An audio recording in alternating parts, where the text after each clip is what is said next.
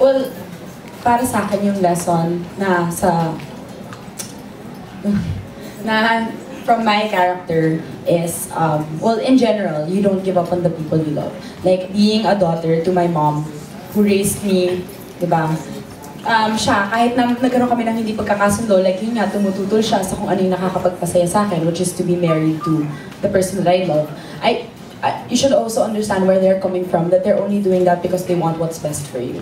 And it doesn't mean that they're trying to control your life or tell you what to do and what not to do. It's not about that. It's just about them guiding you to a better, to what they think would be better for you. And as a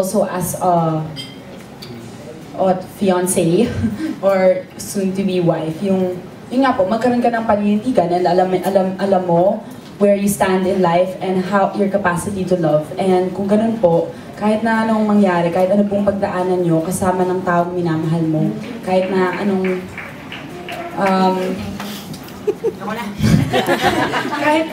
kahit anong sama nung napagdaanan nyo sa buhay, na kahit ano pa yun, kung mahal nyo yung isa't isa, maayos at maayos. Okay, with that.